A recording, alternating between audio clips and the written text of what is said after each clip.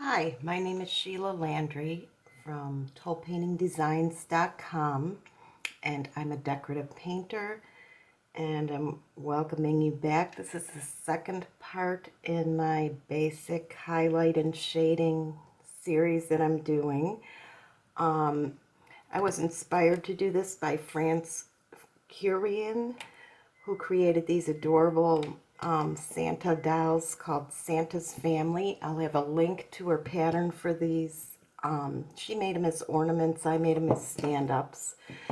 I'll have a link to the pattern in the description on YouTube. You give me a couple days to do that. But France used Joe Sonia paints, which work a lot differently than the paint that I use typically, which is DecoArt Americana. And I wanted to show how to achieve good highlights and shadowing using the DecoArt paint, because it's a little bit different process than you would use with the Joe Sonias. Joe Sonias have longer dry times, and I understand they're a little more pigmented, or they have different properties. So this is more common. More people seem to have the DecoArt, and I'm used to using that, so I didn't have the Joe Sonias, and I made them work. And what I'm going to do, I'm painting on one of my surfaces, which is a little ice skate. I've already had people from the first video ask me about patterns, and I may do a pattern. I'm going to do some patterns on them, but I may do a pattern with bright colored skates for you guys. So just keep tuned to that, keep checking back. And I thought it would be easier to show on a piece like this than to do all these little details. So I'm going to put these aside. And I invite you to go look at the other videos. This is number 2. There are going to be 6 in the series with basic colors. You could use this process for just about anything you're painting. So we're going to work with red on this video. And red is a very difficult one that I find to highlight without making it look pink or chalky. So the methods that I use may not be what you're used to using, but we all do things that work for us. So I've base coated and sanded a couple coats of primary red, which is a basic red. And I'm going to start by putting some highlighting in. And I'm going to use golden straw, which is not white. You would think you would highlight with white, but that's going to make it look pink and washed out. And how I'm going to do that is by dry brushing. I'm going to use a Deerfoot stippler. This is a 3/4 inch by Low Cornell, and it's one of my favorites. I like it because it's a little worn, and the bristles are stubby, so there's a lot of control. And I don't know if you can see that. I put the paint on my palette, picked up a little bit, and I'm going to scrub almost all of it off the brush. I'm working it into the bristles. And I'm just going to start by lightly, almost tickling the center area that I want highlighted.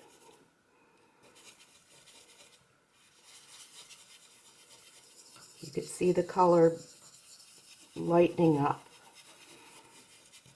just like we did with the yellow.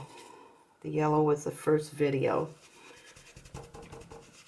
Add a little more paint. And as I explained, this is going to be a process of layers and glazing. And I'm going to try to make these short. I know the first video was about a half an hour, and that was long. I don't want 6 half-hour videos. But I want you to understand the process. And it's really similar with all colors. You're just going to pick from your own stash of paint. Now you see that's highlighted in the middle. Okay?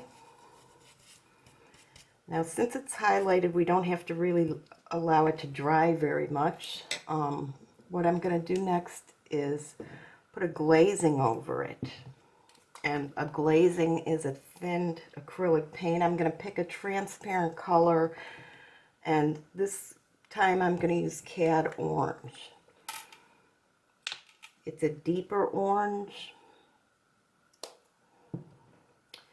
and it's transparent. And for this, for the glazing, I'm going to use any brush, any flat or angled brush. This time water. I'm going to thin my paint a little bit. You can see on the palette that you could see through the paint.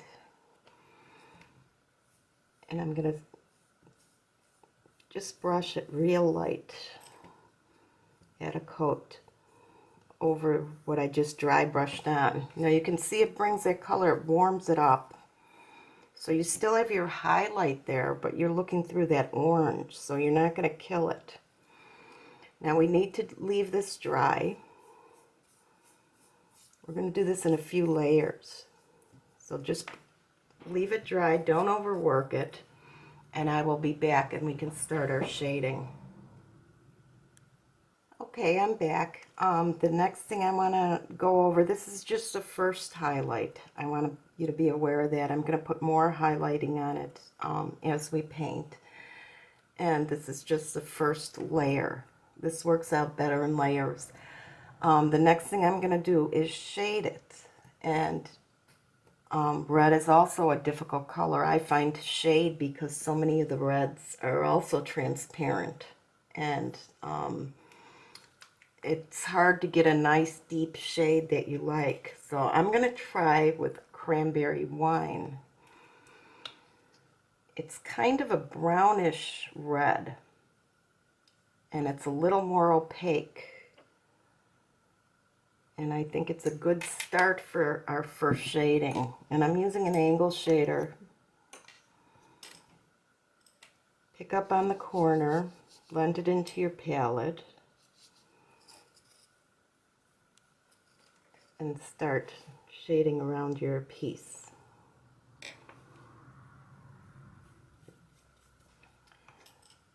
Now this is float shading for those who are new to painting, and you can see the deepness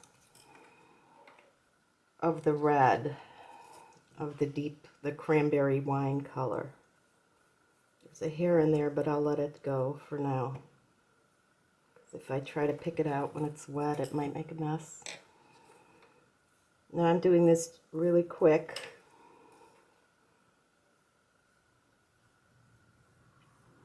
But you could see how transparent it is. While it's shading it, it's not really given a deep, deep color that we might want. I mean, it might be fine for some projects, but what I'm trying to show you here is stuff that you can use on a variety of projects. You know, just, you don't always have to follow instructions. I guess that's how I became a designer, is I just go on my own a lot and try different things. And you don't have to follow exactly. And I'm sure you'll get nice results and you'll learn a little bit. So there's the first shade with Cranberry Wine, and I will let that dry again and be right back. Okay, I gave that a hit with the dryer, and it's all dry, and it looks nice, but say we want a darker shade on there. What I do for this is sometimes I'll use the shade color and I'll put just a touch of black in it. And I'll show you how I do that. So there's your Cranberry Wine. And I'm using lamp black. Just a dot. And I'm going to use a softer brush. This is a Golden Natural line by Silver. I was using the Ruby Satin, which I love. It's a stiffer brush though. And it gives you a lot of control when you want to go on your chisel edge and that. I love this line, and I use it a lot because I do a lot of detail work. But I also love this Golden Natural line from Silver. The first time I tried these was when I got them through Peggy Harris. You can get them on her site. And no, they don't pay me to use them or anything like that, but I do love them. They're my two favorite brushes, brush lines, and they both have their uses. The golden is much softer, and it's going to give a nicer soft float. What I'm going to do is tip it into the black. I want to make sure you see that. Tip it into the black, and then grab a little of the cranberry wine and blend it. Now see, that's a dark blend. We're kind of just going by the seat of our pants here. And that's what painting is. So you wanted to just to deepen that color a little bit. And then when you apply it,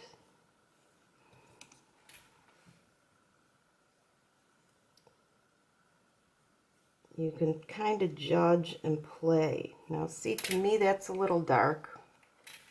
So I'm rinsing my brush, picking up more of the cranberry, and then instead of tipping it in, I'm just going to grab it off the pile to give it a little more color, or a little deeper black. And reblend it. This was still wet enough to reblend. So we'll try it again. This really works. You just have to play sometimes to get a color that you feel good with. Now see, that's a little light. There we go. That's about what I was looking for on that side. I mean, it doesn't look bad with the dark, but I don't want it to look dirty, but I want it to look pronounced. And this is extreme for the video, you know. Like I said, try it. If you're ever in doubt, use a scrap of wood. You just base coat it the color you're working with, and, you know, pull out your paints and try. There we go. See, I like that. That's nice.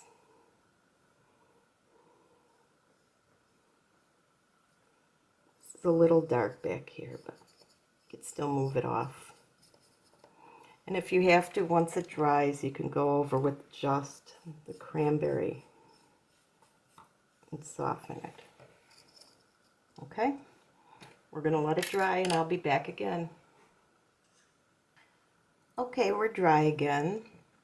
And one thing that I showed on the other video that I wanted to show on this one, I don't know how much it'll show up, but it might, is if you want to extend your floats or your shadings into the area very gently without having to worry about a line from the water or whatever, I use also the Deerfoot Stippler, and I just kind of dry brush it and pull it in like that. Now you're not going to see it a lot on the red,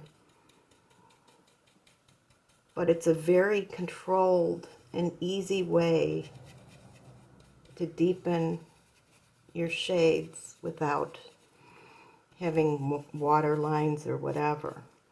And I use this technique a lot. You can see it's doing it. And plus it's softening this dark back here. So we're getting a nice dark look. A nice dark shading. Now see, there was a little bit of a line in there. We're going to put a highlight back in, so that won't mind. But it's a nice way. I'm just doing it more so you could see, because we're going to go back over. Like I said, you could pull it in as far as you want, and you can give it a, you know, not so even edge, and it looks more natural this way. I do this a lot, and it really helps blend things in. And what I did is I have two of these brushes, so one would be for my darks and one's for my lights, and then I don't have to wet them and clean them out and let them dry, because it's really important to keep them dry. You could see there's almost no paint on here, but it still comes off. There is still paint. So now we're going to go back and we're going to re-highlight everything. We're going to bring the highlights up. So I'm going to go back to my golden straw on my light Deerfoot brush. remove a lot of the paint again. You can see the bristles come off. You do wear them out. And we're going to go in the middle.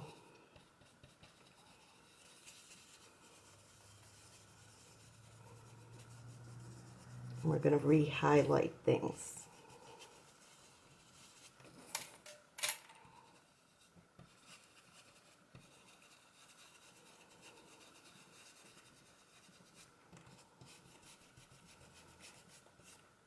Okay, again, I'm doing extremes here just to show you. That will not have to dry. You could go back with your cat orange, or like I have tangerine. Now, tangerine has a bit of white in it, so it'll give a really strong highlight, stronger than the cat orange. And you could use a clean brush and clean water. Wet it down on your palette.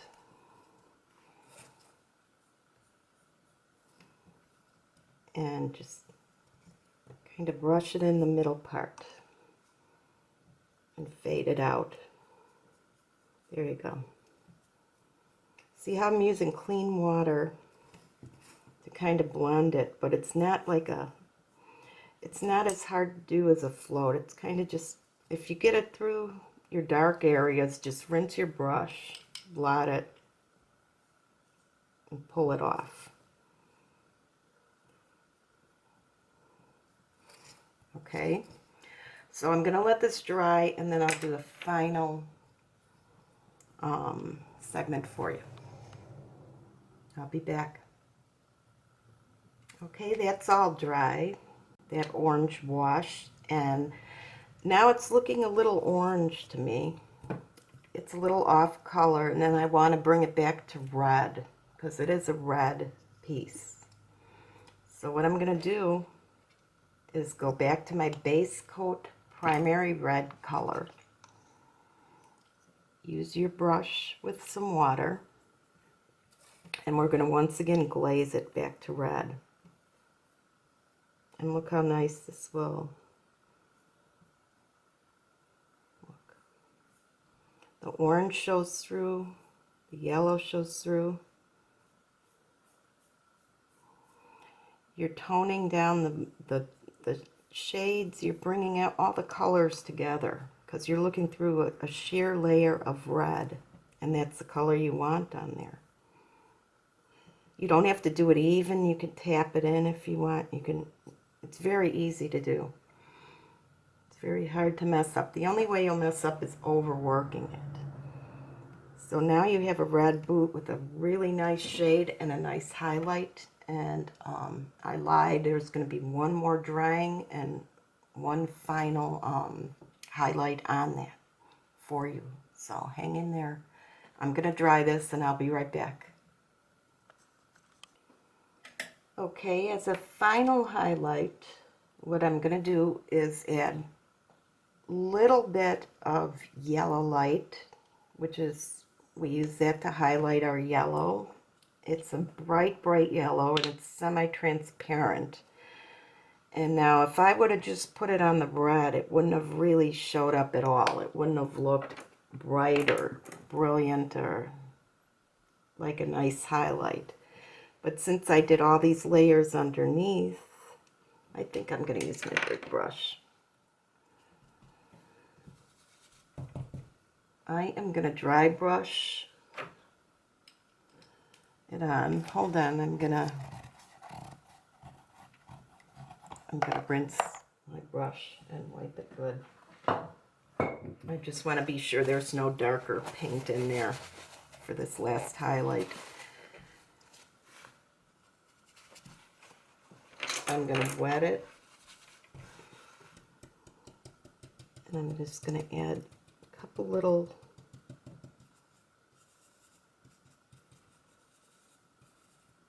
taps to it. If you feel it's coming out too yellow, go in your red, and you could also highlight it with some red.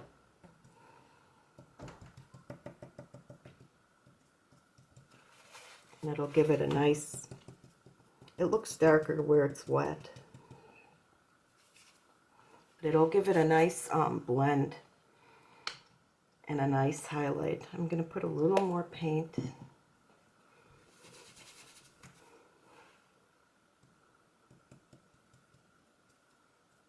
Trying to keep the brush on the side so the camera doesn't keep resetting its focus on you guys. I noticed that in the first one. So just wherever you want the high highlights, do this. And now you could hit it again with red at the end, which I might do. I think I did that on my other ones. I thought, well, they looked a little yellow, and I wound up giving it one more wash with red. And I will show you. They looked really nice, though, in her hat and her area here. I did that way. I probably did go over it with red. But I think you get the idea. I mean, you could go back and forth as many times as you want to see, you know, to play with it, depending on what piece you're working on and whatever. But I'm going to leave this at this, and I hope you learned a little bit. And I will be on to, I believe, purple will be our next color. Thanks for watching.